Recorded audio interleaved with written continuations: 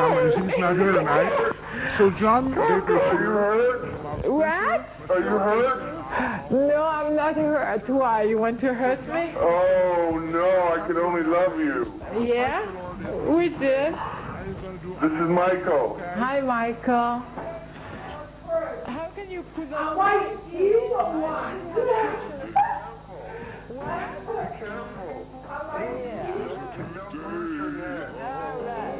Okay. We love you, Coco. All right. So what's happening in your life? We're lying in bed watching you. Yeah? Okay. So... We can't believe how fortunate we are.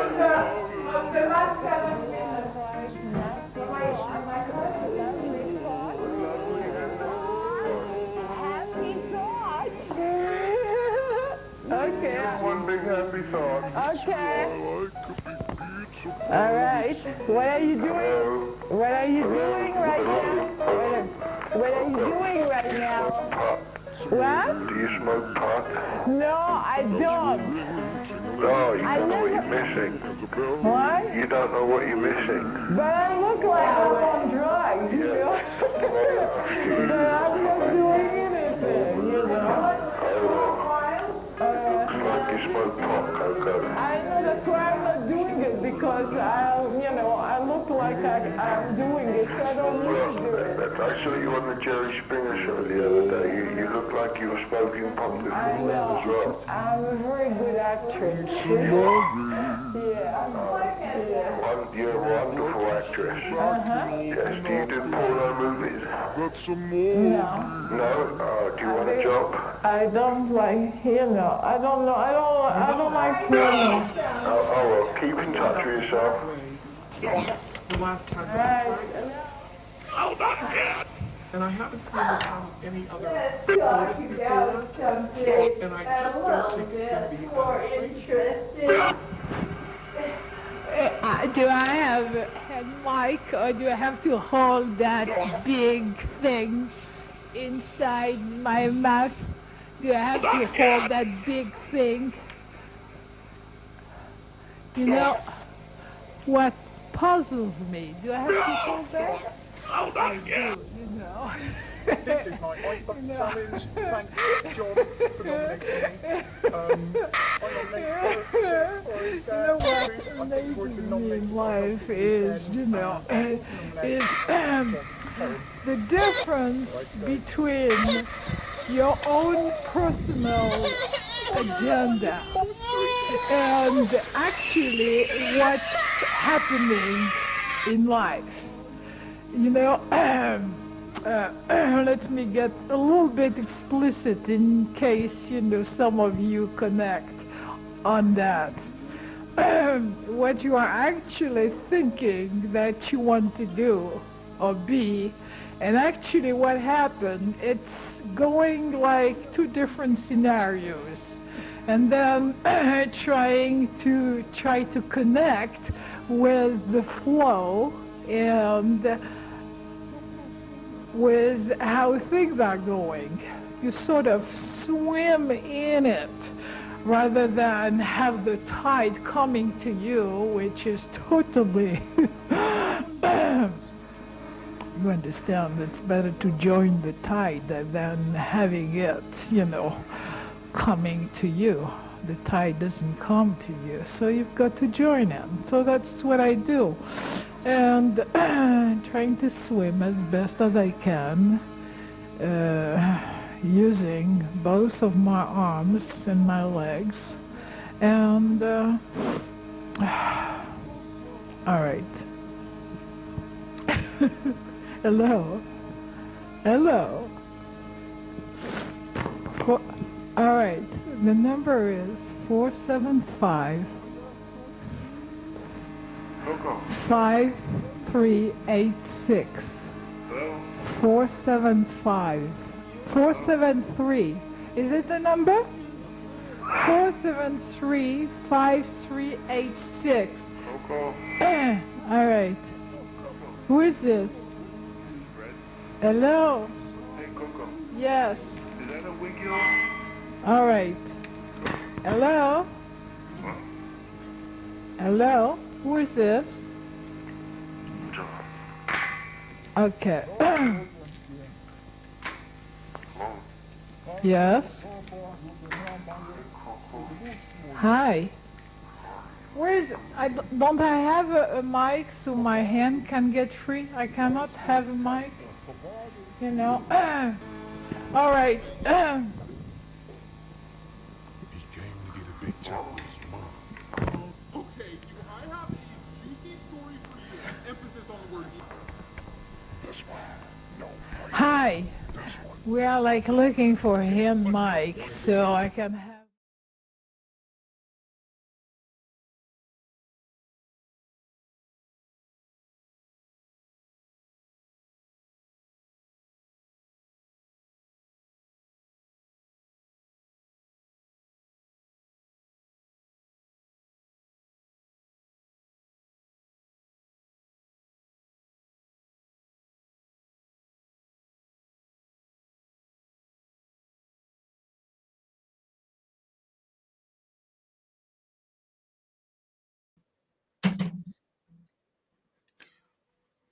Have I been muted the whole time? Was I just muted? Was I muted the entire time I was speaking?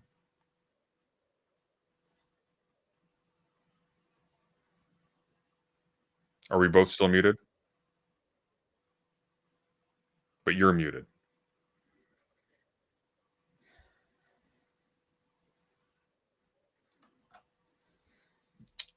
Let me tell you all these stories about how I worked at LucasArts and helped work on Avatar and can't figure out a fucking microphone.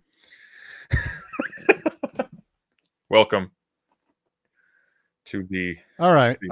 So most technically embarrassing. Oh no, it is. Well, news this show is on YouTube. So we're late, and I'm just gonna fucking eat crow. It's fine. This is my fault. I was up all night. This is true. For the record, I was actually for once awake and raring to go. Sunday was ready to go and on time, which is I probably should have just blamed you and been done with it. But you should have. I'm up all night coding and building a couple things, and right before the I was like, oh fuck, I just need to reboot, clean out, make sure nothing's open, no Python shit running in the background, and I didn't notice there was the brand new Windows update. So it was a nice 20-minute long reboot. And that's my fault, and I am sorry. I'm sorry. And yet, you are not forgiven. What are we covering today, Brooks? Have we introduced the show? Does it deserve to be introduced at this stage, really? I mean, you open up everything. You have to do the call out. Hey, welcome to In the Fold with Brooks and Sunday show. I mean, we were watching Event Horizon. And it was a thing we do often. We watch a lot of movies, and Event Horizon has that scene where that's a terrible reference. First of all, because specifically that's not what happens. That's not what happens in Event Horizon. He's very specific. It tore a hole in our universe. He didn't fold the universe. He tried to fold space-time, but he actually just opened a portal to hell, which means our universe was not folded. It went to a different universe. That was what I thought you meant by In the Fold. No, what I meant by In the Fold is, hey, Brooks, you're not willing to accept any other Deleuze references in the title. Here's a book called The Fold. There's a bunch of other news channels called The Fold, too. We'll call it In the Fold, and boom. Le pli. Yeah, but their audience is in French, so that's not going to help. Le pli. Hey, we got to do this. We got to do the start. We just got to mention it. Look, this is a the signal shit has developed in weird ways. This is a fucking long goddamn day. This is going to be a very long day. Again, like I'm stunned that this has actually taken on the level of that it has, honestly. And it's again just shows, in my opinion, the absolutely smart move by the Atlantic for how they handled this and how they set it up. I don't know if that makes sense to you. I'm watching Brooks subtly fix the fact that I was again smaller than him. Pick a video program. Is this better? I'm still shorter. I mean, yes. That's better. Thank you.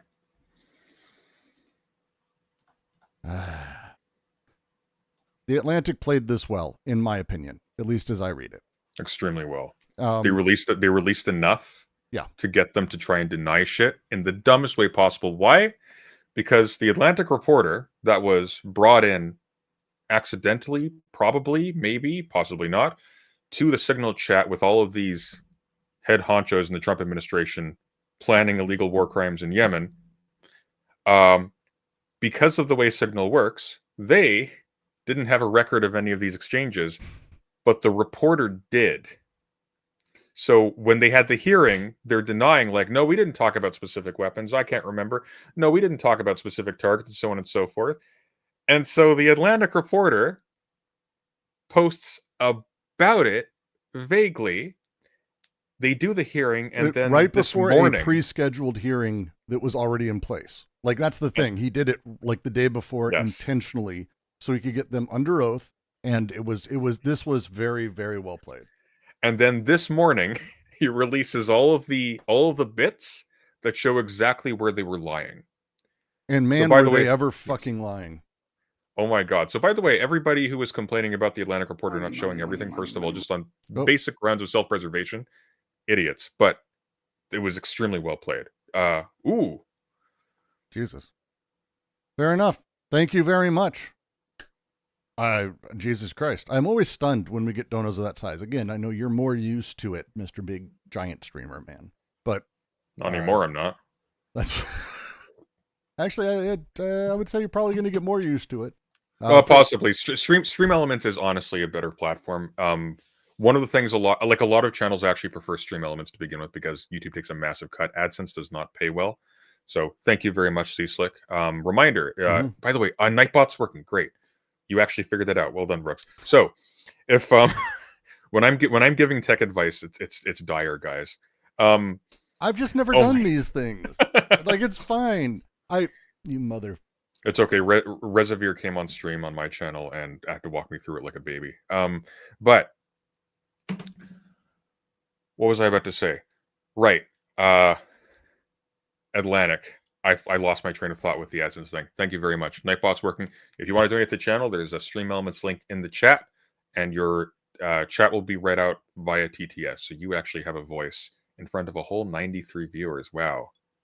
Wow, that's a privilege. By the way, reminder before we get into this, we are at 846 subscribers. I'm pretty happy we've got 94. I'm very happy. We've got 94 is pretty good for a first week. We need to get 160.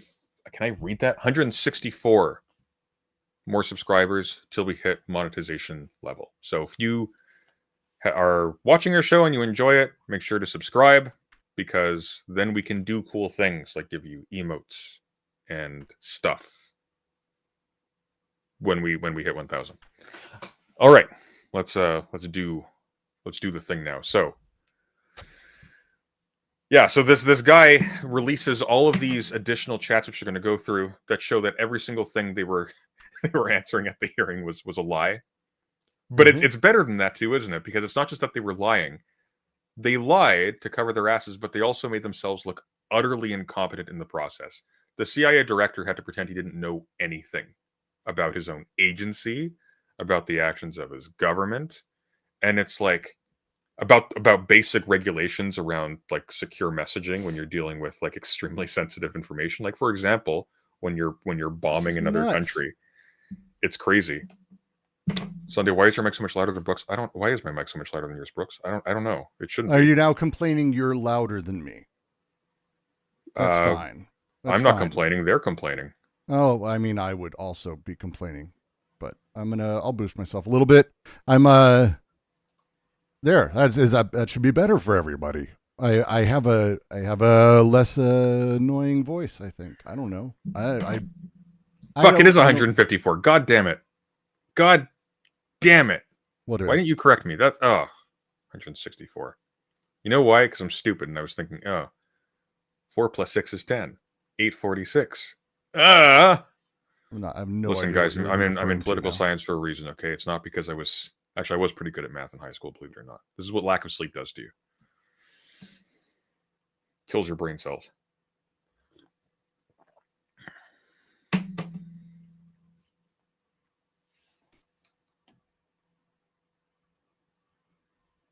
You look very focused on something, Brooks. Yes, I forgot to something, Brooks. Do a big hello in the DGQC. So I was just posting that while you were talking, and I figured you'd be able to keep talking. But that's fine. Look, let's jump back to the story. the way this has gone out. They had the Senate hearings, and then also the press secretary, Donald Trump, and everyone else weighed in on this thing, calling Goldberg a liar, that there were no war plans. As you can see behind me in the article, The Atlantic basically just went, "Oh, you're going to make these claims. This is what you're going to do. You're going to actually say that there's no war plans, and that's it." And Tulsi Gabbard said that there was no classified material shared in that signal group. Like, under oath, said this thing. By the way, we're going to watch her eat shit and have to roll that back, which is really fun. I haven't seen this yet, but I'm so looking forward to it. Ratcliffe, who said this, by the way, if you ever want to know someone who's good at their job, my communications in the signal message group were entirely permissible and lawful and did not include classified information, which is true. Because he says my communications, not what Gabbard said, which is there was no classified material, which again, don't make declarative statements. The less one makes declarative statements, the less one is apt to look foolish in retrospect. Do you remember when Tulsi did her whole like leaving the left announcement that she was pilloried for? There's a weird correlation between evil and stupid. It's not that weird when you think about it. It takes one of the reasons why people do bad things is because it's easy and it gets you easy success and big bucks early. But the cost of that, just dubious, because sometimes that's worth it. The cost of that is you don't actually suffer through the hurdles that make you competent at anything because you've only taken shortcuts. Well, and a big thing for me that I like about this, and I mean this when I say I like it about this, the reality is what Tulsi is showing and what all these people are continually showing us is that they're terrible at their jobs and they kind of are dumb.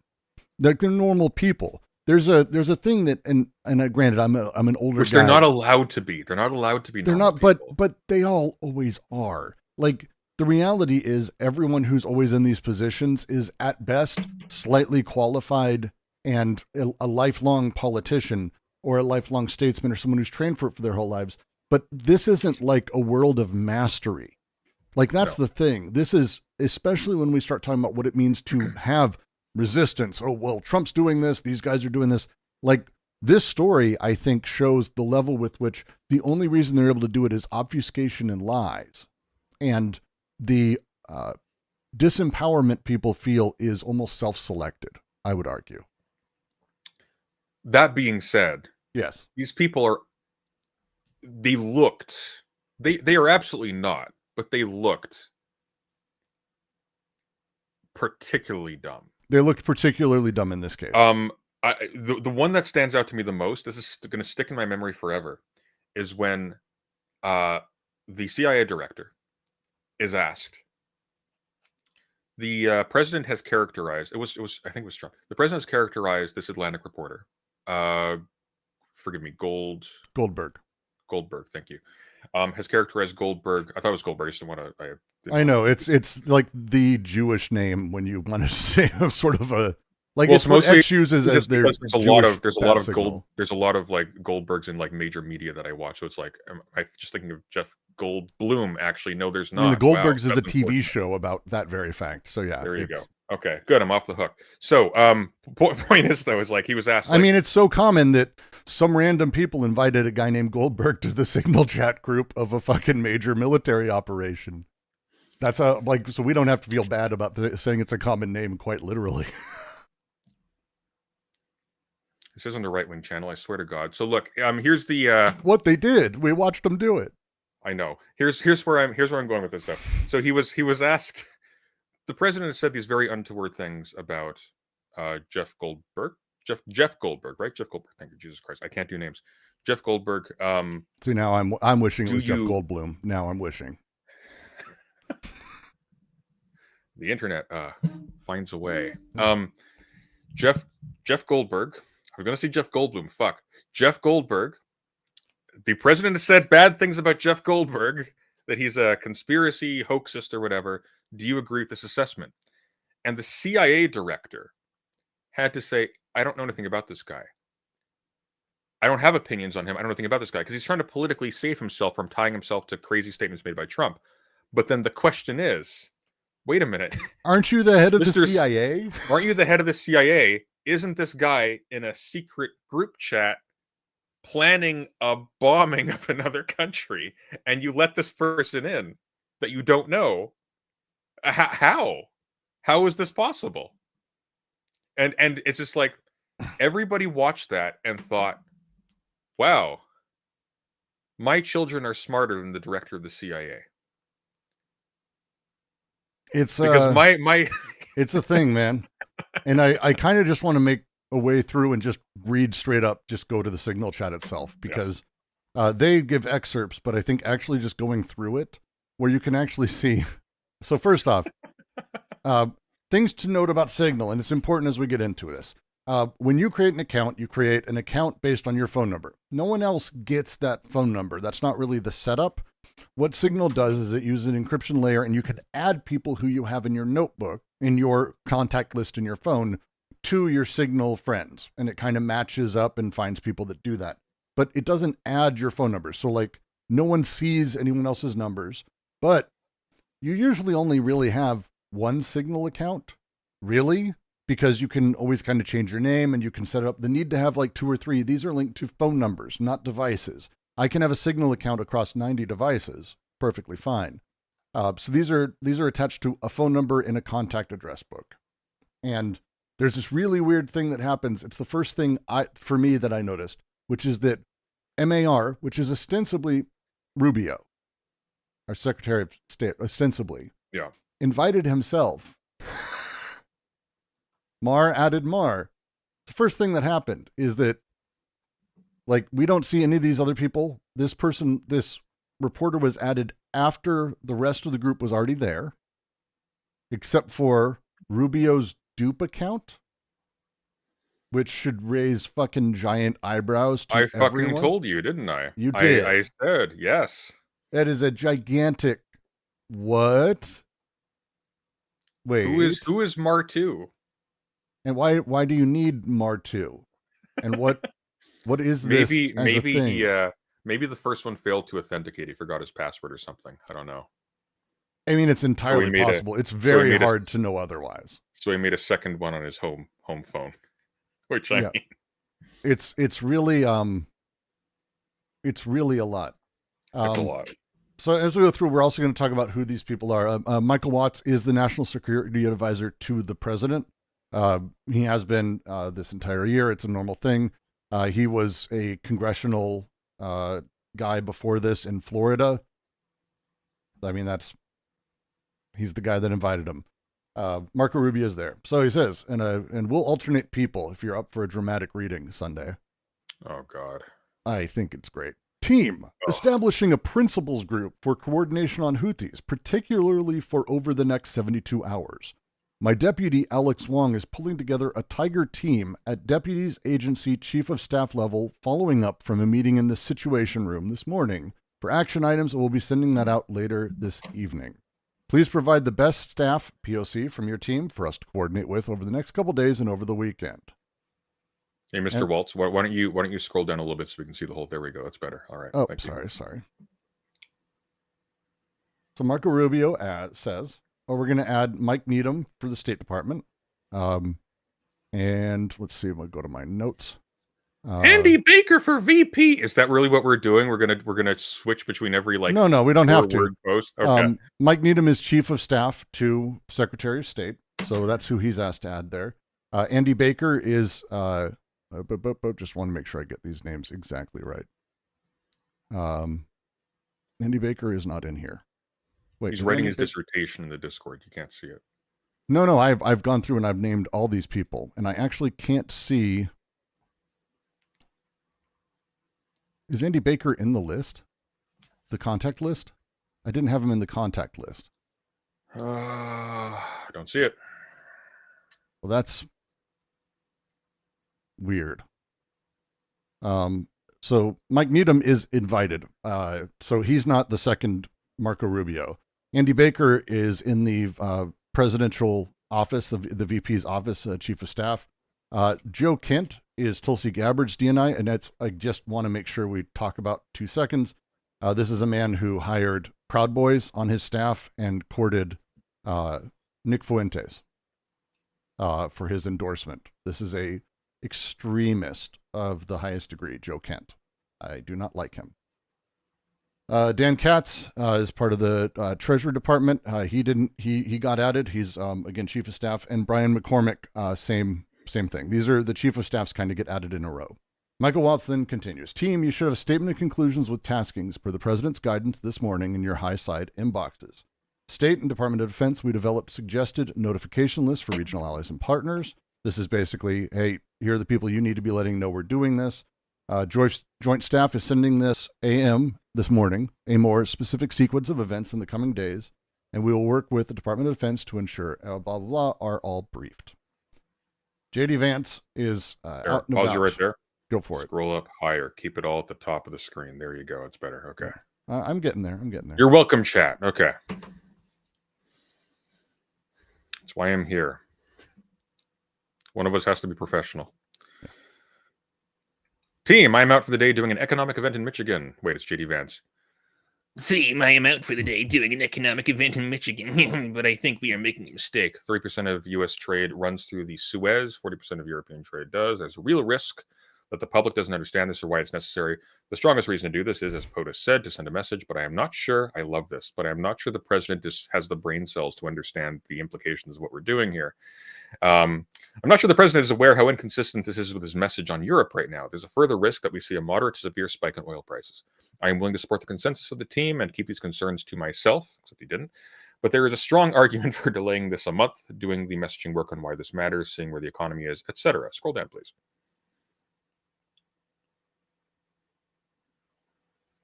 Joe Kent, who was almost my congressman twice. There is nothing time-sensitive driving this timeline. We'll have the exact same options in a month. Just to note, Tulsi Gabbard endorsed and supported his campaign, and he is a neo-Nazi. The Israelis will likely take strikes, and therefore ask us for more support to replenish whatever they use against the Houthis, but that's a minor factor. I'll send you the unclassified data we pulled on BAM shipping. From CIA perspective, this is John Ratcliffe. We are mobilizing assets to support now, but a delay would not negatively impact us, and additional time would be used to identify better starting points for coverage on Houthi leadership. And Pete Hegseth, VP, says, oh, you thought I was going to let you off the hook. Read that. I understand your... Oh, 1 sec. I need to be drunk. Which, by the way, I just have to mention, multiple senators in the hearing today called him out as being drunk during this. It was awesome. Like they actually during the fucking hearings today, I think was during the hearings. During the hearings. I mean, to be fair, I think most people would be drunk during those hearings. He had a line and we'll play it again. But the senator was talking. Goes, I just wonder if it's a sober reading to assume that you would say a fist bump with flags, and I mean sober in all the meanings of the word. Ooh, it was like. It was pretty great. I was pretty excited about that. I understand your concerns. Fully support you raising with POTUS important considerations, most of which are tough to know how they play out. Economy, Ukraine, peace, Gaza. I think messaging is going to be tough no matter what. Nobody knows who the Houthis are, which is why we would need to stay focused on 1, Biden failed, and 2, Iran funded. Fuck, makes me so mad. Waiting a few weeks or a month does not fundamentally change the calculus. 2 immediate risks on waiting. This leaks and we look indecisive. Israel takes on action first, or Gaza's ceasefire falls apart. We don't get to start this on our own terms. We can manage both, and they do see this as them starting. We saw this before. It's just worth mentioning. Yes. We are prepared to execute if I had final go or no-go vote. I believe we should. This is not about Houthis. I see it as 2 things. Restoring freedom of navigation, a national interest, and 2, reestablish deterrence, which Biden cratered. Then they've got pictures, blah, blah, blah. And Michael Waltz adds SM. Stephen Miller, ostensibly. We don't actually know who SNM is, but we're assuming this is Vice Chief of Staff Stephen Miller, another Nazi, which is great. As we stated in the first PC, we have a fundamental decision of allowing the sea lanes to remain closed or to reopen them now or later. We are the only ones with the capability, unfortunately. From a messaging standpoint, we absolutely add this to of horribles on why the Europeans must invest in their defense, to the list of horribles, and why the Europeans must invest in their defense. Pete Hegseth, if you think we should do it, let's go. I just hate bailing out Europe again. Let's just make sure our messaging is tight here, and if there are things we can do up front to minimize risk to Saudi oil facilities, we should do it. That was pretty good. That's my JD Vance. Yeah, your scrolling job, however, is still horrendous. One sec. Wayback Machine did not grab those images. Let me see if I can grab another one of the captures. Okay. Because this is all paywalled, because they're just doing their best to make all the money they can. Happy day. Oh, no. The one time I'm not mad about that. Except I am kind of mad about that, because this is actually public interest. This should not be paywalled. Yeah, you'd think so. But, I mean, honestly, I'm at the point where it's like, it's the least of my concerns. All right. Come on. Come on, load up. That's fun. That's fun.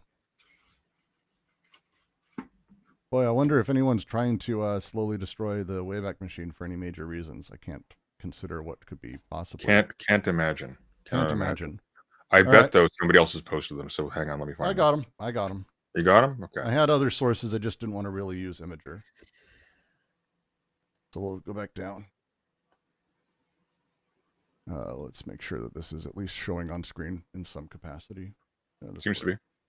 Good. All right. Pete Hegseth responds.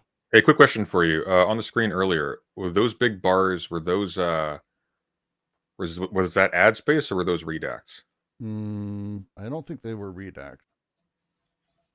Because they seemed like big for ads, you know? They might have been, they were other parts of the text, it looks like. Oh. Let's see. Michael Welch said the trade figures we have are 15% global, 30% container, difficult to break down to U.S. So Waltz is calling out JD Vance's bullshit of that this is, again, the way supply chains work, to just say, well, those ships are bound less for America and more for Europe is obvious. It's incredibly, it's childish to us to see things that way. Again, what we expect from this. So Waltz kind of corrects him and says, no, actually it's about what those containers are, because they have stopovers and then they get moved to another ship, because that's how fucking greats work, you moron. It's like saying, hey boy, a UPS has a plane that flies out, from their hub to Denver, but all of that mail must be for Denver. It's like, Jesus Christ. It's difficult to break down to U.S. specific because much of the container either go through the Red Sea still or around the Cape of Good Hope are components going to Europe that turns into manufactured goods for transatlantic trade to the United States. This is actually someone who understands how trade works. Whether we pull the plug or not today, European navies do not have the capability to defend against the type of sophisticated anti-ship cruise missiles and drones the Houthis are now using. So whether it's now or several weeks from now, it will have to be the United States that reopens these shipping lanes. Per the President's request, we are working with DoD and state to determine how to compile the cost associated and levy them on the Europeans. Like, he's being very upfront that they are actively trying to levy them. They're finding a way to make the Europeans pay for this shit, which is crazy. Yep. I still think that's fucking nuts. Well, it's stupid is the main thing. It's like, why would you care about Europe suffering as a national goal? What's the purpose of this? Because that really is what it comes down to. There is actually no benefit to the United States. None. None. There's none. Canada suffering economically, European countries suffering economically doesn't help us. It actually diminishes American help us. Sorry, I keep internalizing that we're about to be annexed. It does. Fucking you are. I just so you know. I mean, like we announced that. No, mate. The moment that happens, China's claiming my profits. There we go. And Jim actually has a point. It's someone who has a staff member who's explained how shipping works. I mean, that's fair. I mean, at least it's something, as far as I'm concerned. At least it's something. I don't. Are we talking about Kennedy's handling of the measles The fucking measles outbreak in the United States. We had that in our list. We should get to it at some point today, tomorrow, or the next year. This story is the gift that keeps on giving. And because I think at this point, it's now that we have all of the facts, we have all the stuff, and it's worth doing proper analysis on at this point, in my mind. That's fair. Because Hegseth responds to the VP. I got this one, okay? Yep. I fully share your loathing of European freeloading. I can't burp on command. Fuck, you can't hiccup. You can't do the. No, I can't. I've actually eaten properly today and I've slept, so I can't just belch on command. It's a weird state of affairs. But Mike is correct. We're the only ones on the planet on our side of the ledger who can do this. Nobody else even close. Question is timing. I feel like now is as good a time as any. Why? Given POTUS directed to reopen shipping lanes. Why? I think we should go. Why? But POTUS still retains 24 hours of decision space. What do you mean 24 hours of decision space? Where did the 24 hours thing come from? What do you mean 24 hours? Trump probably asked for that. I'll just keep reading, okay? Because I'm feeling this. Oh no, this is Stephen Miller, if I may. This is the snaky Nazi. If you want, but this is no. You can. I understand your affinity for snaky Nazis. You live your truth, Brooks. What can I say? As I heard it, the president was clear, green light. But we soon make clear to Egypt and Europe what we expect in return. We also need to figure out how to enforce such a requirement, such as if Europe doesn't remunerate, then what? If the U.S. successfully restores freedom of navigation at great cost, there needs to be some further economic gain extracted in return. There were like 4 different voices in there, by the way. But they're all Stephen Miller. That's the amazing part. That's fair. And Pete Hegseth just goes, agree. I love him. And here you go. I want to ask everyone, do you know what classified war materials look like? Because you do. Oh, no. I just want to like go back again just to reemphasize. In the hearing, what's that woman's name? Shit, the one that looked really, really sad during that hearing. Tulsi? Thank you. That was Tulsi. Her face, she looks so different from that angle. When Tulsi was asked, like, was there specific material, specific armament, specific weapons or whatever mentioned? And she walked around it like so many times. And I think, did she ever actually confirm and say no? She said no specifics, right? Actually, she did. She said there was no classified material. No, she said no. She was specific. No, but here's the thing. As she dodged, though, she said, we didn't discuss specific weapons. And then he says, well, I don't need to like those specific weapons. So she was specific about that. So we agree. But here we have. If we can watch it real quick, because it is. Yeah, please, let's do that, actually. That'd be good to review. You could probably just search weapons in the transcript. Or.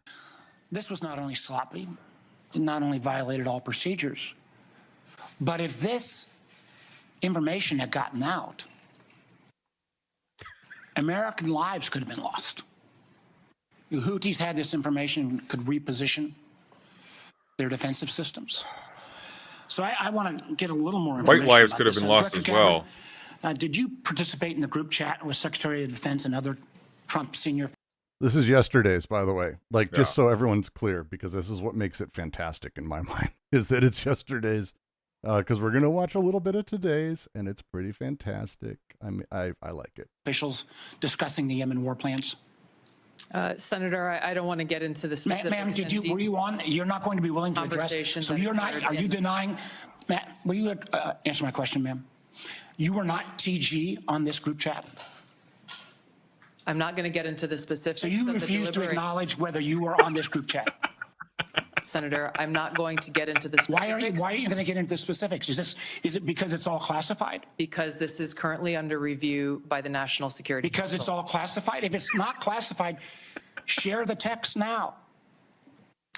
As the White House previously Is it classified or non-classified information on this text? I can confirm. Dr. Radcliffe, were you on the group chat?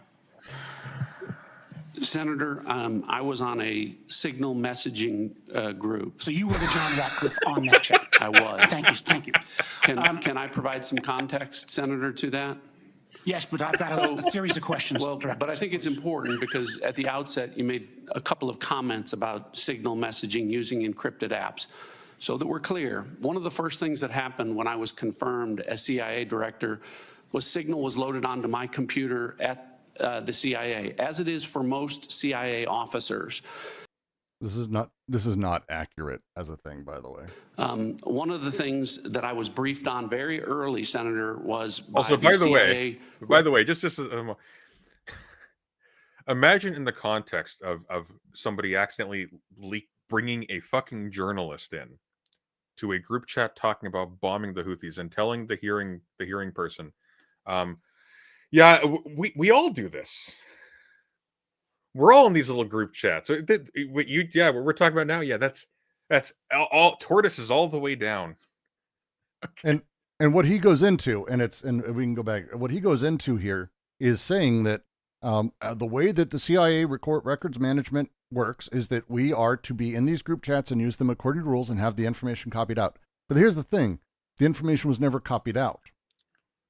Like they had no idea what was actually in this, and if they did, they would have said something. And the beauty is, again, the dates of all this, because we know when they were deleted, because it was 7 days, they lost all this information by the time it leaked and by the time it went out. So they, again... Which is why they were caught with their pants down. Because here's the thing. If they actually had the records, they wouldn't be denying things they know they can't deny. They wouldn't be making alibis that don't take into account the full range of information that the Atlantic journalists could have, because they would know if they had those things saved, and they didn't. And the reason why they're screwing themselves here is because it's not even just a matter of they don't know what they have. They don't remember what they said. They don't remember what's in there. They don't have any of this. One of the things they claim, and we will see the White House claim there was no war plans and nothing that would be classified. We're going to see all the stuff they've claimed now that it's out, because their only tactic at this point is flatly lying. Pete Hegseth typed this in the chat, and this is what the reporter had and did not release. And this is why he didn't release it, is so he could get them on the record saying there was nothing in there that was, material to the attack. At 11:44 Eastern Time, Pete Hegseth said the weather's favorable. We're confirmed with CENTCOM. He confirmed with CENTCOM that we're a go for the launch. And he, at 11:44, wrote to everyone exactly the time and steps that these things will happen. In 30 minutes at 12:15 Eastern, F-18s will launch. This is the first strike package. That is really important.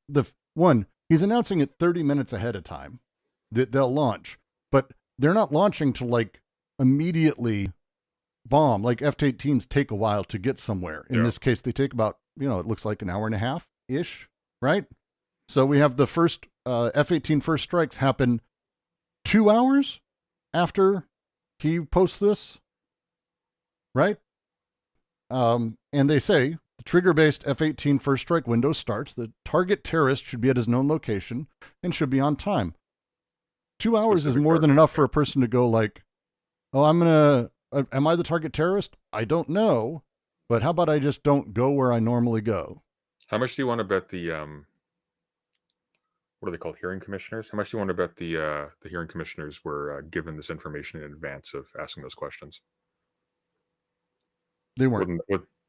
They were? You don't think they were? I don't think so. Okay. So and also strike drones launch, MQ-9s. Again, particular military hardware that has particular times and amounts of times. F-18s, people know the travel distance, how they go, what they sound like, all these kinds of things that kind of go, oh, here's that attack we were told about. And then at 14:10, more F-18s will launch with strike drones on target. This is when the first bombs will definitely drop, which is 2.5 hours, definitely after this message was sent, so 2.5 hours between, pending earlier trigger-based targets. And then at 15:36, the second strike will start. Also, the first sea-based Tomahawks will be launched. This is insane, and my favorite part is that he ends it with this. More to follow. We are currently clean on OPSEC. Godspeed to our warriors. So, this is 100%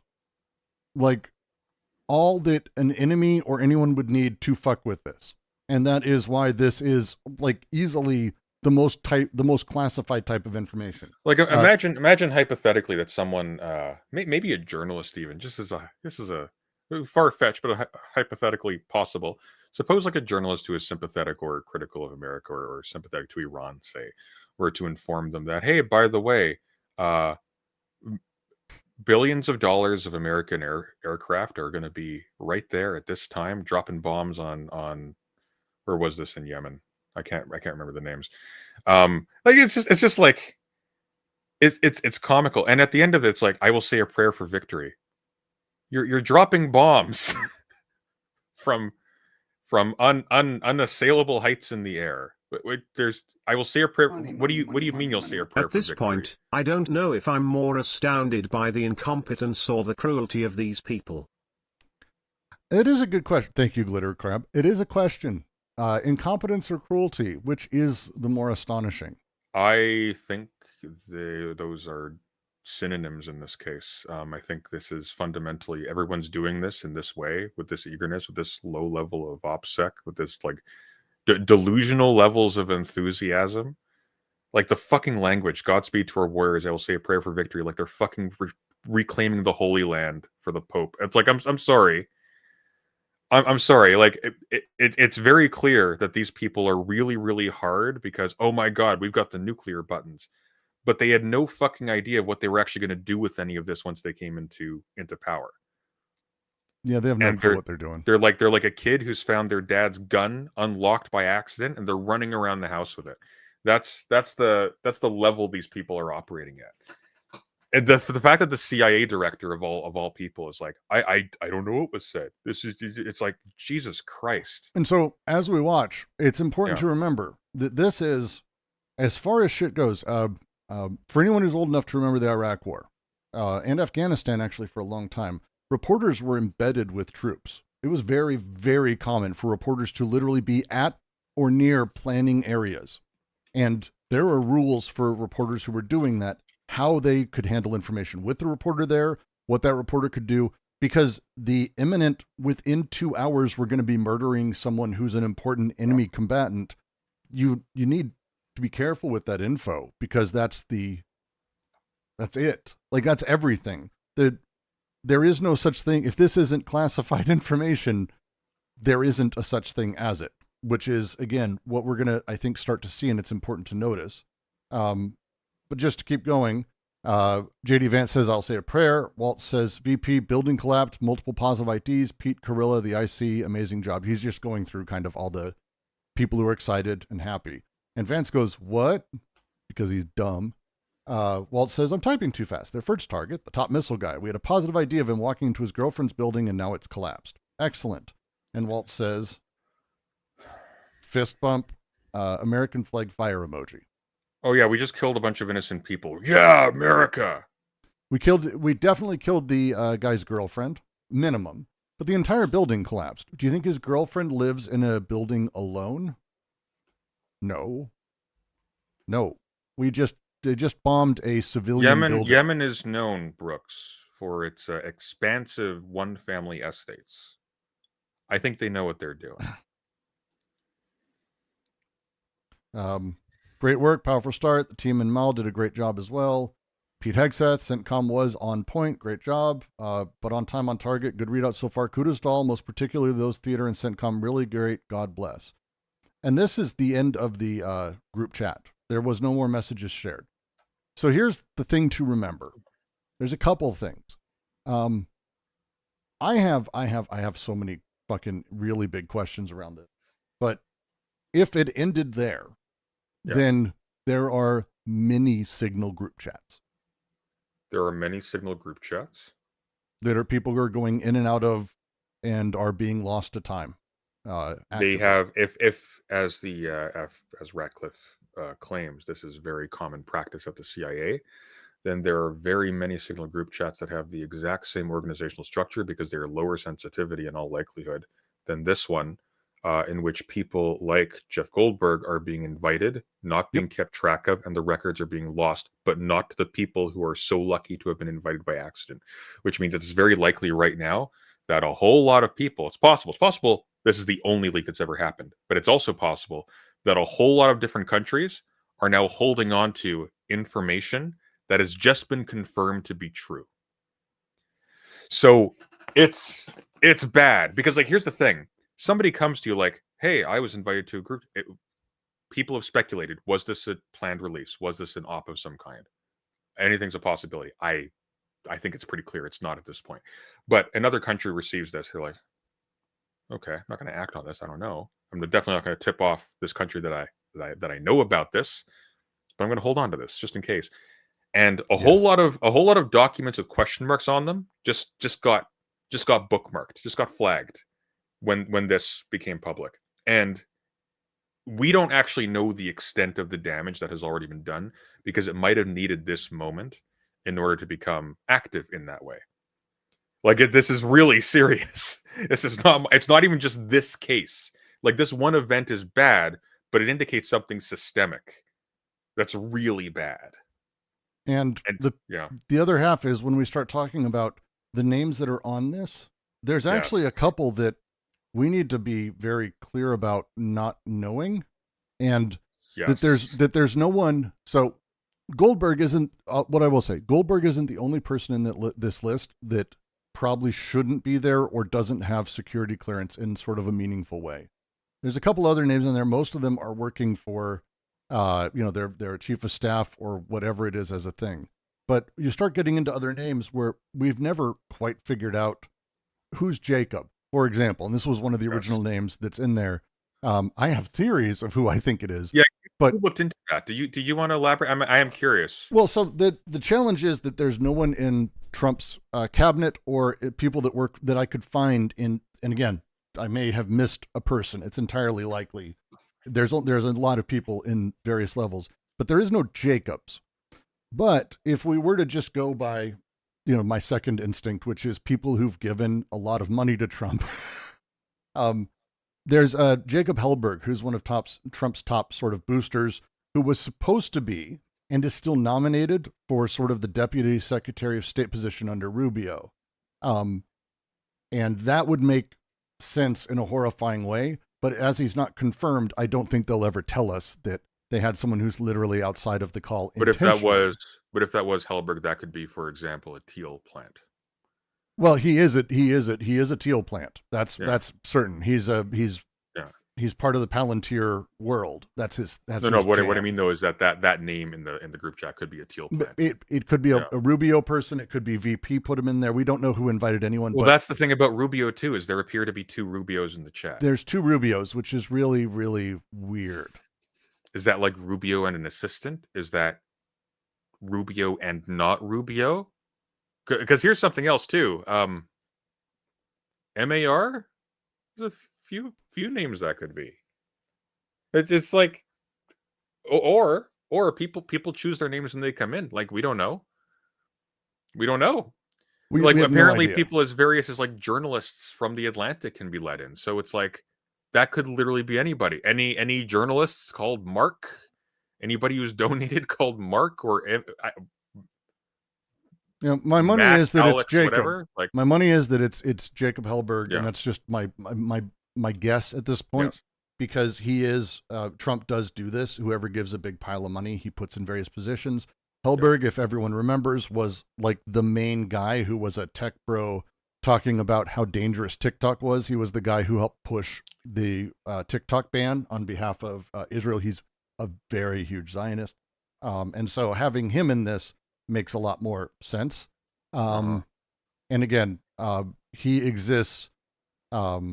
He's currently commissioner of the U.S.-China Economic Security Review Commission and senior advisor to the CEO of Palantir. So this is someone who's extremely influential, both politically and financially. Extremely influential. And he's married to one of the PayPal mafia. So this is a very influential group of people, and it kind of terrifies me. But I can't find another Jacob in the entirety of the Trump cabinet. He's the only one that's in the nominations even. So who knows? I need to run to the washroom very quickly, but before we do, just a quick reminder, chat, we are a mere 150 away from reaching 1,000. If my math is wrong, anyone who corrects me is banned. And in addition to this, if you want to help support the channel, there is a Stream Elements link pinned in the chat. We would love it. And posted periodically by Nightbot. Your message will be read out on stream by the TTS. It's a very nice TTS. And we like it very much, and it's lonely. So this is getting weird. I'm going to be right back. Remember to like and subscribe. Like and subscribe, all that stuff. I'm going to keep chatting, and we'll get to the video when you get back Sunday. All right, sounds good. Because when you start talking about the rest of these names, most of them are advisors. Susie Wiles, these people are involved. I think all of this comes back to there is one of the things I'm very frustrated about with this story is the focus seems to be, and I keep seeing the conversation edge back towards, oh my God, it's so insecure. Yeah, like, sure. The Houthis aren't really going to be the thing. Russia might be, China might be, Israel might be, all of which there's spy fuckery happening. But the insecurity of this or all these things is less my worry.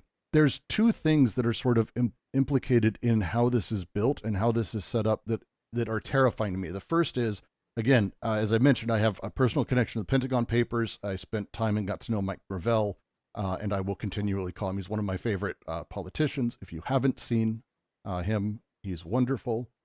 He passed, and he was doing a direct democracy sort of program. It was his push. Really love Mike Gravel. But the idea of not having any of this stuff, this entire thing, by the way, and they're admitting to literally war crimes, knowing that they're bombing buildings that have civilians. He's at his girlfriend's building. The building's collapsed and cheering it on. These are actual records of people being glad civilians are dead and not caring about the civilian count numbers. Now, are we always in that position? Probably. But at least in the way that traditional systems work, because someone knows someone's going to be reading, they at least don't cheer that on, or if they do, it becomes recorded. And we have this info. We have this for Vietnam across the board. This is what allowed the press to do what it did with Vietnam. But there's a second thing I think that worries me a significant amount, because as we guess that that the Trump sort of campaign and the admin are doing what they're doing, there is a presumption with most people that what Trump is doing is ruling with an iron fist his entire group. And I'm actually no longer in agreement with that because of this. What we see in this chat is actually people talking around him, and until Stephen Miller's at it, who's a hardline Trump sycophant, there is actual disagreement and outspoken disarray of what's happening in the recorded conversations of these people in these things. One of the reasons that these things are supposed to be copied back into the intelligence community and copied back into government systems is so that the president's able to know that everyone's working in at least some major way towards his interest. If you find out, if Biden, if Bush, if Reagan, if Nixon had found out that the people underneath him were not only going against him, but actively doubting him, and that they were in communication with foreign powers outside of it or talking to press without permission, these are breaks in the seams. These cause issues across the board.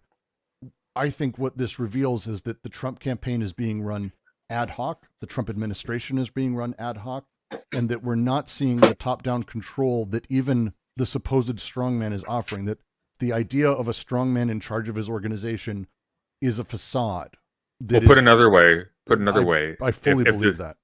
If the VP is complaining to the CIA director and to Michael Waltz and all these other people that I don't think the president understands the actual ramifications of what he's saying, and he's not saying that to the president, like this suggests, and Trump's reaction to this when being pressed by the news was astonishing, because he seemed to actually, he didn't have a prepared response. He seemed to actually be oblivious as to the existence of the Signal chat.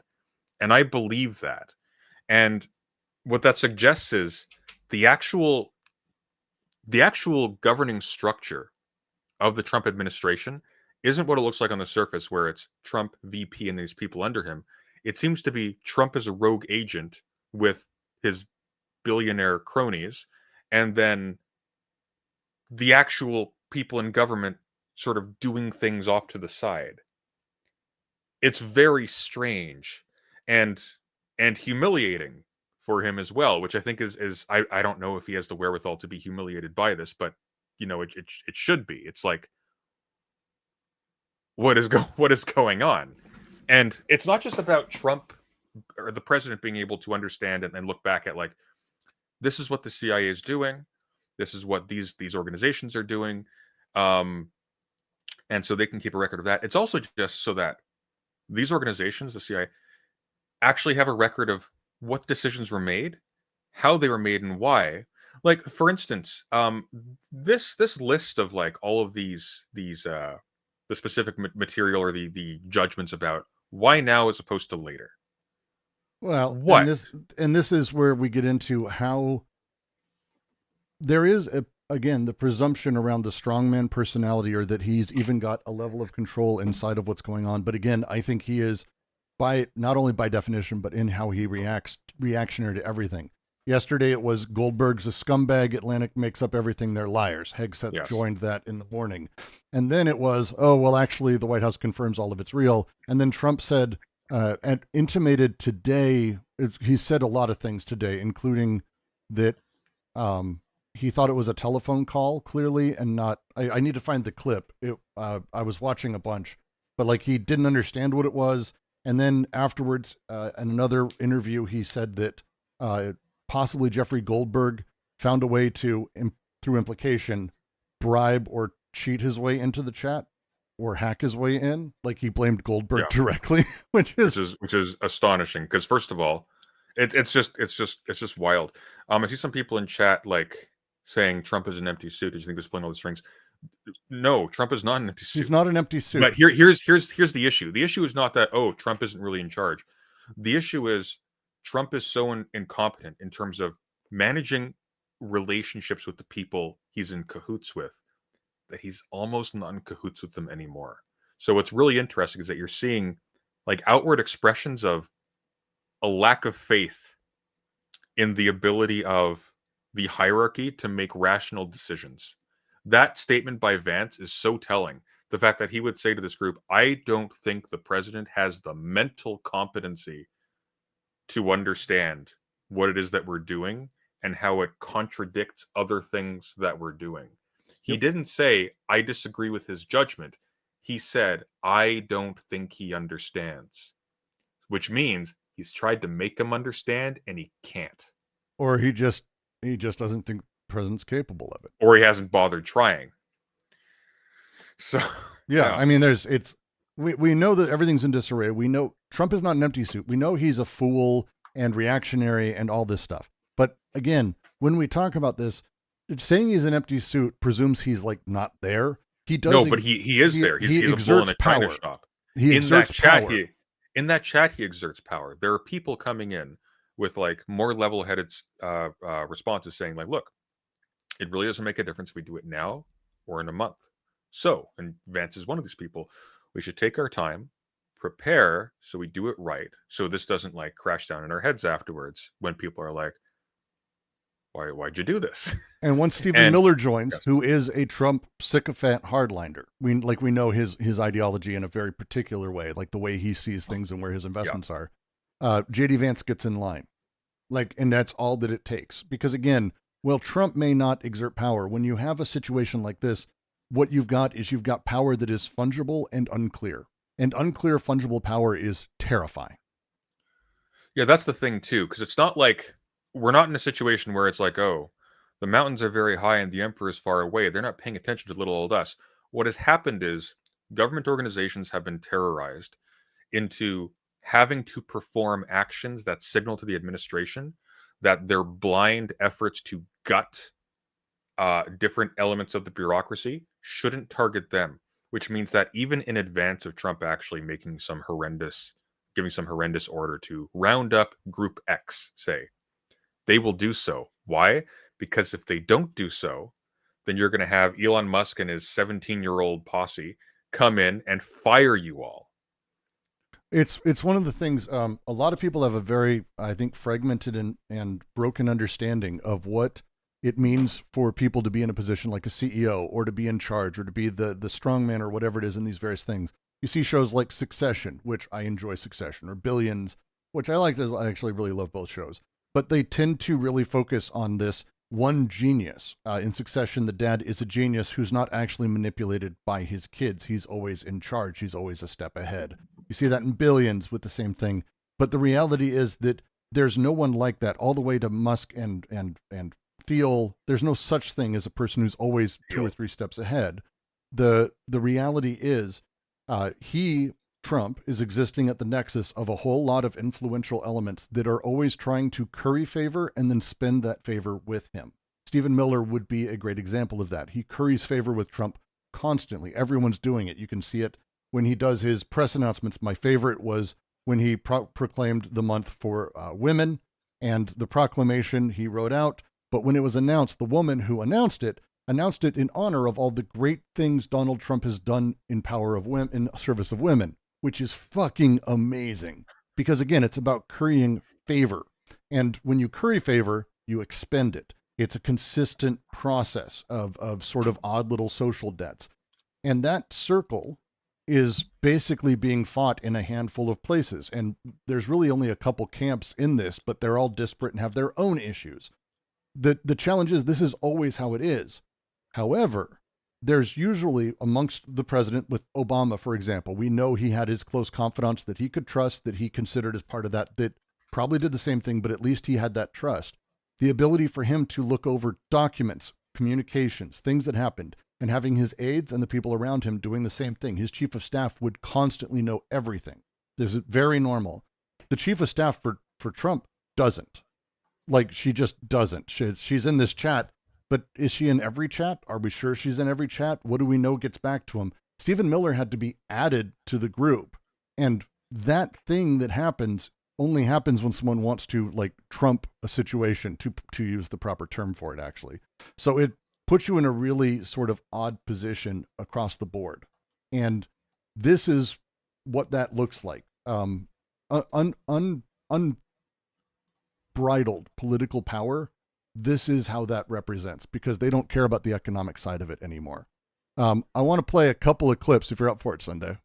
Go for it. It's always a beautiful day when we're on the road talking to the troops and actually in real time reestablishing deterrence. You see, that's what President Trump has charged the Defense Department with doing. Reviving the warrior ethos, rebuilding the military, which we're doing in real time, and reestablishing deterrence. And that's why we're heading out into the Indo-Pacific to talk to our allies and partners and meet with the troops. And anybody that knows me for years and knows President Trump knows how much we love the warriors. That's what it's about. The men and women who serve, who do the tough, difficult, gritty, pause for a second. Work that most Americans... Reminder, they just gutted the Department of Veterans Affairs. Yes, they did. And DEIA, DEI isn't all of it. There's an A, and actually DEI significantly involves veterans. DEI programs across the entire government. Some of the most prominent cases of people just being disappeared from government history websites are decorated soldiers. In black, hiring practices. DEIA as a hiring practice aims at not just other positions, but veterans as a primary source. Not anymore, because they don't care about veterans. They don't care. Fucking insane. You'll never know about. They love their cannon fodder. Seeing and understanding. Yes, they do. The courage and skill of what they do. I'm going to go see that for the next couple of days. We also have seen it on full display. Turn the flame up a little bit. Yeah. Yep. And what's been done to the Houthi terrorists and what they're trying to do to close freedom of navigation. So you see, under the Biden administration, we let our troops and our ships and both warships and commercial ships get shot at to no consequence. Hang on, just one sec, just for a moment. I just gotta say, like, as someone who is no particular fan of the Houthis as an entity, the idea of these people in particular referring to the Houthis as terrorists is just mind-boggling. When they're cheering and fist bumping in a group chat about bombing a civilian complex. Yeah. prayer for victor. It's like you've never been in combat in your life. You've probably never had to walk somewhere without an escort in your life. What? Like, I'm sorry. You're these are terrorists. We're praising the warriors. You're dropping bombs from thousands of feet in the air using drones on the houses of these people while they sleep. And you're like, yeah, we want the warrior ethos. Like, no, you don't. Nothing about you is a warrior ethos. The only people who have the warrior ethos are the brain dead Marines who get sent in to get brain damaged and slaughtered while being deluded into thinking that they're Spartans. It's crazy. It's also worth noting that the Biden administration throughout 2024 bombed the shit out of the Houthis constantly, like killing hundreds, and blowing up hundreds and hundreds of buildings. It's just like, it's just insane. I'm not subtweeting. I know it sounds like I'm subtweeting, but I'm not subtweeting. Although I have encountered some Marines myself on this platform. And to the question in chat, yeah, the DEIA, the A is accessibility, and disabled veterans is the people who primarily are the beneficiaries of that. Disabled veterans, as a thing, I have a couple of friends who came back from Iraq really, really fucked up, like physically, and their just to be clear, like I'm not denigrating Marines. The point though is that is indeed what is happening. People go in, they're like rah warrior ethos, we're so cool, but they put them into positions where even when they're not in conflict, they are injuring themselves irreparably. They're taking them back home, and now they're just abandoning them. It's fucking deranged. Because like, it's not. Here's the thing: you can do the warrior ethos thing if your government treats your warriors, quote unquote, like a sacred class that they take care of to the grave. But they don't do that here. They're just kicked out unceremoniously from government jobs because they happen to be there. Their veteran status is meaningless in that case.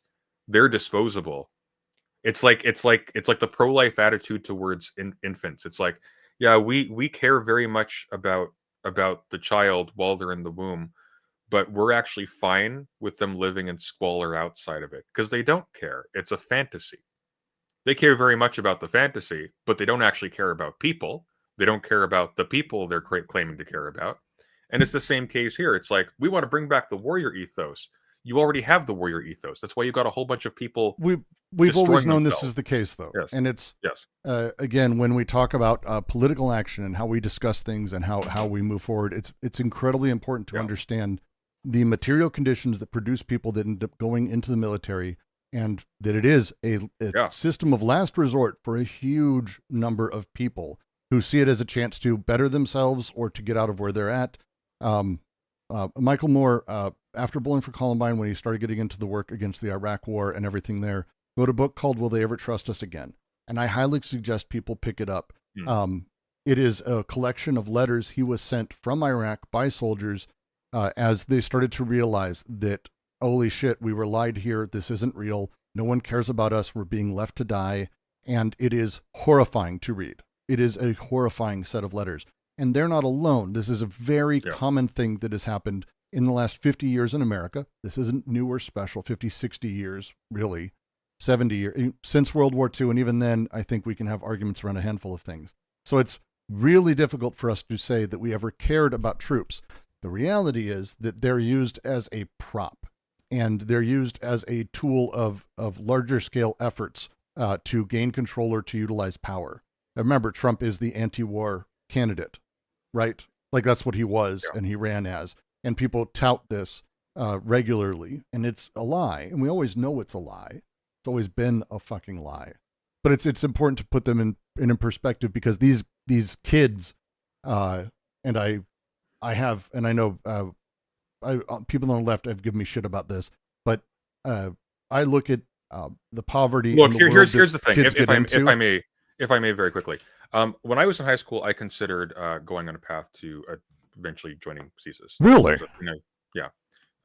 Obviously not the right place for me. But the point is, when you are in high school as a child, and let's say you're sort of okay at things, not enough that you're going to go into math or physics or medical school or law, but you're ambitious, but doors are closing for whatever reason. Maybe you're just not in an ideal situation to achieve things in school. People are telling you, oh, adjust your expectations and so on and so forth. Here is marketed to young people specifically. Sometimes they use video games to market it. Here's a really cool future of meaning and excitement and danger. And this boring, miserable life in post-capitalism where everything is a gray box, everything is just dead. There's no social life. There's no community. Everybody hates each other. All the shows you're watching are about people in the military having really cool, fulfilling adventures and relationships, where they save the world and so on and so forth. That's what we drill into children's heads everywhere, from fucking reboot to anime. Like every single thing is like that. We'll just let you in, and we will make something amazing out of you. And then they take them in, they brutalize them, they make them accustomed to being brutalized, send them off to be permanently traumatized, and not always by combat. They can get traumatized simply by, first of all, the abuse they experience in the organization itself, in training, but also just by the menial work they put them at that is poisonous. There are people who are severely injured, for example, just because they're in charge of dealing with waste. Very common. And then they come back, and a lot of them are very, very damaged afterwards. Too damaged to, just go back to normal. Yep. And so they try, and a lot of them fail, and then they are left to die. They're left to suffer a life that it is incredibly difficult for us to have. Your audio just suddenly got really bad all of a sudden. I don't know why. Really? Like really? Now it's really quiet, and a second ago it was like. What the fuck? What are you doing to me, Sunday? Nothing. This is all you. God damn it. By the way, are you getting a thunderstorm tonight? We're getting a thunderstorm here. I don't have that right now. No. Oh, it's too bad.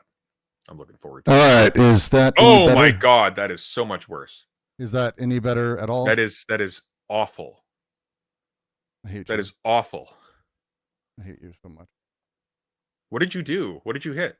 I don't even know. You must have hit something. It seems normal now. Is this normal? Maybe lower your gain a little bit. Okay.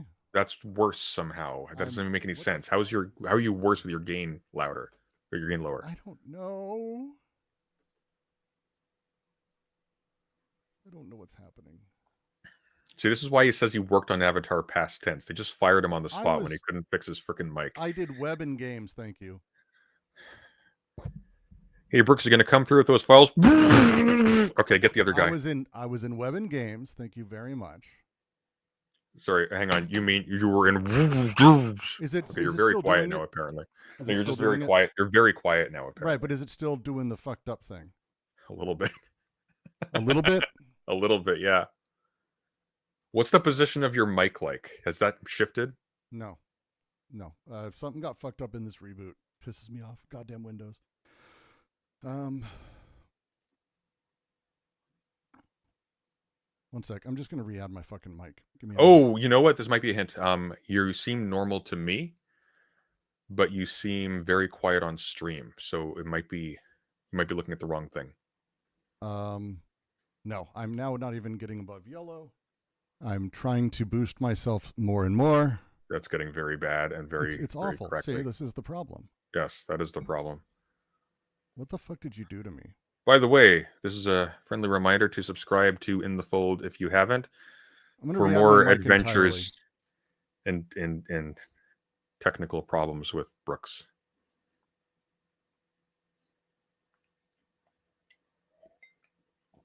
Turn him down on Discord. I'm not managing the stream. That's on him. He has to turn himself down. And we're not on Discord. Oh my God. Is that still broken? You sound good to me, but Chad, is he sounding better? You sound better. Okay. I'm tapping out. This is really awful. I'm not understanding what's going on with this fucking thing at this point. You sound better, but you're a bit quiet. Maybe... Look, you talk. I'm going to just do my things on my side with the monitor. Leftist audio solidarity. Thank you. I'm going to mute myself and work on this. So I'll be back in 2 seconds. You talk. Go do All right, you do that. How much was that donation for? And who was it by? Insomnia. Thank you very much for the amount that I cannot see. Now you're echoing.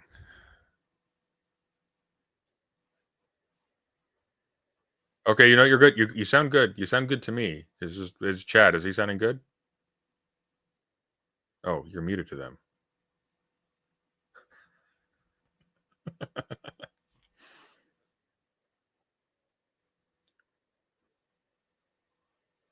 Now you're really quiet.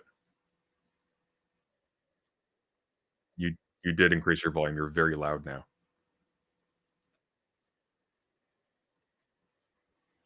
What, on OBS? That doesn't make any sense. Why don't you restart OBS? Okay. Have you added a gain filter to it?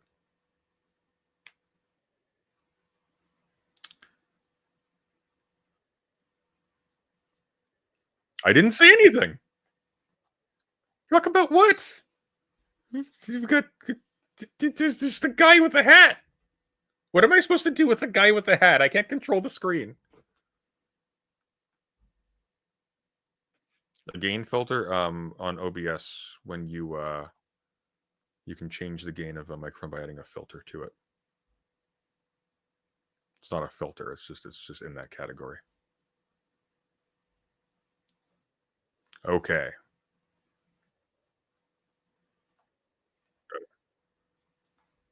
Windows reduced my microphone volume to 40%. Why did it do that? Don't fucking know. It's Windows? Like, do I have to explain Windows? Windows sucks. No, I get it. It's your butterfingers with your 16 concurrent keyboards. Windows did. This is what I've been fighting this the whole time. I don't know why it just jumped. Is this better? Generally, am I sounding okay to everyone? You're sounding significantly better than before. It's much better. I'm hoping so. Yay! Yeah. Maybe give a little bit of a distance to your mic though, because you are kind of peaking a little bit. But overall, much better. Yay! And we've only lost 20 viewers in that time, which, to be fair, is significantly less than I lose when I bring you on my stream. So what can I say? I'm terrible at everything I do.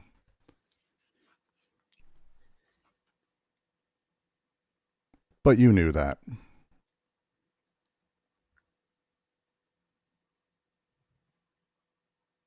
All right, I want to hear more about the warrior ethos and let's do it.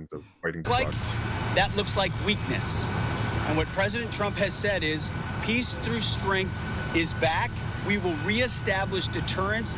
That's not acceptable. And our ongoing campaign against the Houthis has been devastatingly effective. Now, as I said to this group a couple of times, we've been devastated. The most well-resourced, the most powerful military in the world is clapping themselves on the back for being very effective against one of the most impoverished countries on earth. Well, let's be very fair. There's another most impoverished. Now you're blasting again.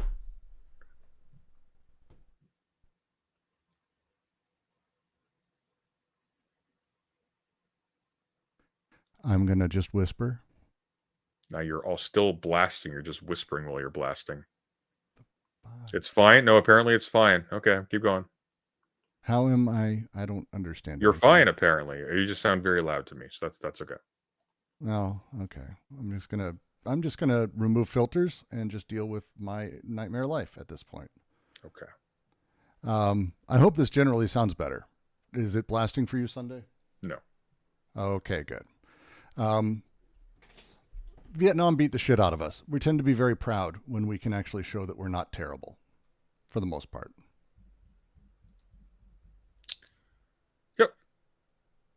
Yep. Very frustrating. I'm very frustrated by this audio shit. This is going to bother the fuck out of me. They're saying it's fine. They're saying it's my hearing you on this end now that's bad, which is strange because earlier I was hearing you as fine when you were really bad. So Windows reduced my audio to 65. Again, does it have a setting where it's automatically doing that based on you hitting a peak or something, or?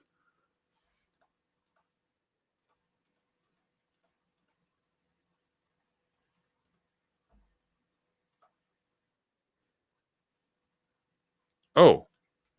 How is it broken? I am hearing you.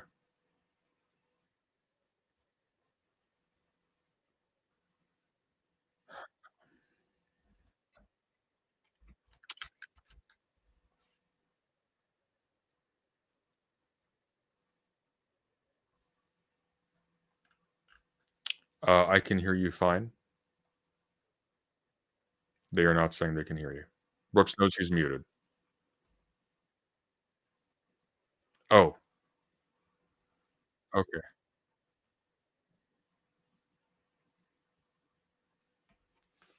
You just rebooted your computer. I think maybe you should check your drivers. No? Okay. You guys are nailing the 90s theme in ways I didn't expect. This is...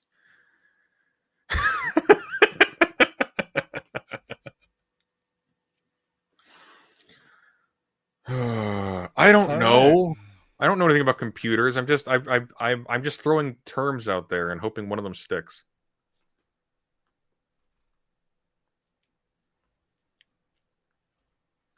Listen, Brooks, I think the problem is inside your computer. Look, I think it's possible. There we go. That's finally working properly. Jesus Christ. Why did it drop to 76? What the fuck is going on?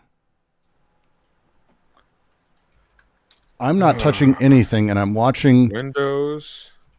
It's actively dropping my mic input volume. That is strange. It's now down to 68. Okay, try this. Okay. Yes. Go to your sound settings. Yeah. Go to input and click on device properties. Yeah. Okay, is that the correct microphone? Yes. Okay. On the left side, there's additional device properties. Click that. Okay, I'm in Windows 11. Go to the... Is it there, though? No. Additional device properties aren't there. Is there an advanced tab? There's no tabs. I have to go to a different Windows. I have to go to a different Windows settings. It's going to be a whole nightmare. There's apparently a setting that says allow applications to take exclusive control of this device, and if you unclick that, apparently that solves it. Unless, hang on. We're going to find out then, because that's going to probably remove it from being able to be used, which will be nice. It would be, wouldn't it? Hang on, let's see. I'm trying to find one that's more recent. So this is from 2024. My input volume is slowing by itself.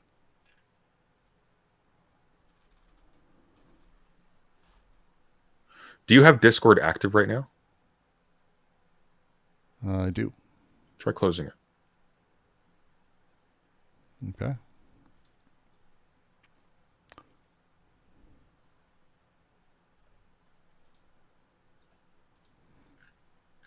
That may have helped. I mean, I don't know.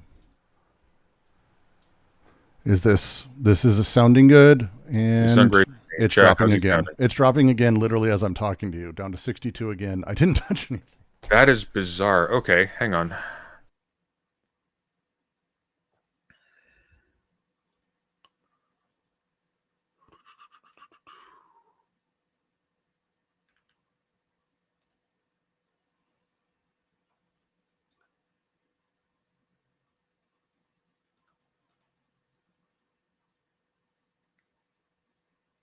Okay, see, for me, if you right-click on the sound things and you go there... God damn it. Do you have spatial sound on? Could that be doing something? Okay. I've got nothing in there. That is very confusing. And I've re-added it. One sec. I just went through the process of like reinstalling the drivers in that like 30 seconds. All right, it's not dropping. We're going to leave it here, and we're just going to continue, and we're just going to assume it's working okay. Signal. Does Signal have an Everything's audio, working nice. Element component? Everything's working nice. Chat? I think it's just chat. Can you hear me, Sunday? No. The will to audio, yeah. Sunday, can you hear me? God damn it. You still with me over there? I mean, chat can hear me. I can't hear you if you're speaking. I know, but they can't. I've lost Brooks entirely. I can't hear him at all. I know. He's been talking the entire time. I haven't been looking at the screen. I'm just gonna. There you Oh are. wait, I can't hear you, but okay. Can you hear me now? Yes. All right. Off we go. We'll just see how this works. Okay. Yes. Just chat giving a thumb up. Like, I seriously am having a heart attack now. This is awful. But they say we're good, so off we go. Okay. All right. Let's finish this. Do our job, which is what we're here to do. Nobody's texting war Now plans. I can't hear this at all. This is so Well, quiet. I noticed this morning. No, this is too quiet. It is like silent, which means unless they can hear it on chat there. They can hear it fine. What did you do when you like set all this up? Because it did something clearly. Just everything was fine until you played a YouTube video. Did you notice that? I have no idea. But we're gonna keep going, and you're just gonna. They can hear it fine. If it's quiet for you, can you survive it? I'll put on. There's no. Morning, out came something that doesn't look like war plans. And as a matter of fact, I mean, they it's even so changed quiet. I can't even hear what we're responding to. So I'm just out of this then, I guess. Well, that sucks. And now you're quiet again, by the way. It did it again. It did. I watched it drop it. Well, you know what that means? It means we might be done for the day. We might be done for the day. CIA got us. Okay, we're gonna come back tomorrow. We're gonna do this proper. And don't worry, Brooks will be punished. I already am. I have to deal with Windows 11. Genuinely have no fucking idea why it's doing this. Something has permissions. Yeah, you have some app that is adjusting your volume. And Well, probably gee, really? Thanks. Yeah. Well, what do you have running?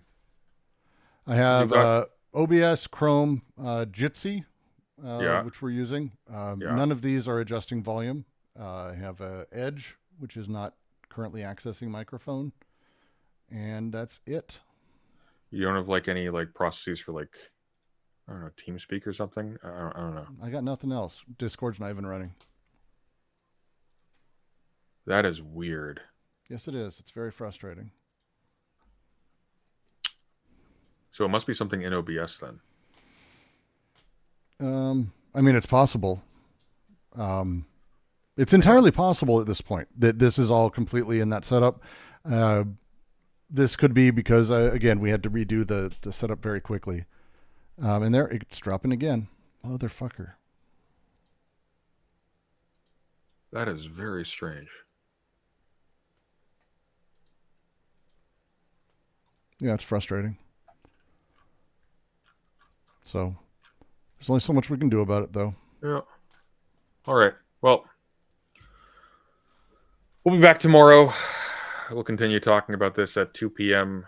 as usual, every day on the weekdays. Yep. Eventually, we'll actually work on a new story. Eventually. It's very optimistic. Yep. All right. Yeah, but your audio went down as soon as YouTube started playing. Here's a question. Before we end off. Which would be shifting in Windows Look, Windows updated. So I've got a whole bunch of settings that I've got to go back through. It could be shifting because we have focus of video playing, and so it lowers everything else. Entirely reality. Yeah, because but Windows I was has lowered. those It was just you. Because I don't know. Okay. I don't know. This is all fucking stupid. Okay. Everything's stupid. Everything's stupid. It's Make sure you don't have 24H2 on Windows. You mean the latest Windows update that they forced on everyone today? Is that what that is? Yeah. And that I restarted without seeing I had a Windows update waiting? Yes. Yes, I'm pretty sure that's where I'm at.